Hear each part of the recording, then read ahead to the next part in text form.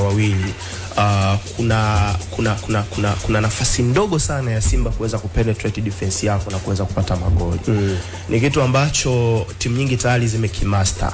Umeona na Simba wanakosa plan B ya kuweza kucreate nafasi kupitia katikati ya kiwanja pale, kuweza kuimega ile defense na wale namba 6 wawili na kujikuta labda namba 9 anamchungulia golikipa na kuweza kuscore magoli. So naweza nikaelewa kwa namna hiyo ama nyingine.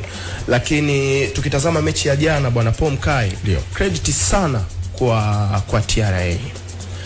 Credit kwa kocha wao Etienne Ndelagije, kwa sababu 4-4-2 flat ni shape ambayo ukiwa una defend inakupa balance vertical na horizontal, kwa maana ulalo na wima.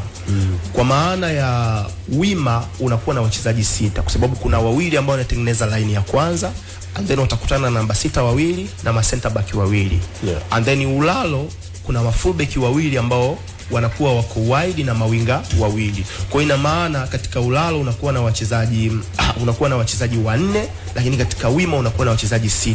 So means kama unakutana na timu ambayo ina madhara sana katikati ya kiwanja, tayari una advantage ya wachezaji 6 ambao wanaweza kudili na hiyo hatari. Simba wanakosa viungo ambao wanaweza kuprogress mpira kiweledi. Wanakosa kiungo type wako nao uwezo hawana viungo wazuri ambao wanaweza kuprogress mipira kwa usahihi.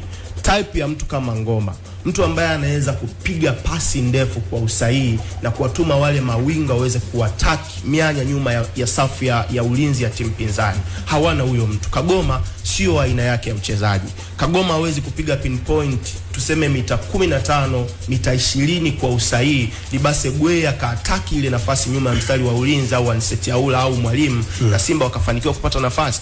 So TRA walikuwa na defend watu ambao wanawaona wako mbele yao. Hakukuwa na pressure, yani hakuna watu ambao wanaataki ile mianya nyuma. Kwa kitu ambacho kio kinawafanya waweze kudefend vizuri na kurelax. Simba wakawa na struggle kweli kweli. Kitu kingine nadhani kwa upande wa Simba ambacho mpaka sasa hivi kinawapa wakati mgumu sana, wanakosa huyo namba 10 ambaye ni risk taker.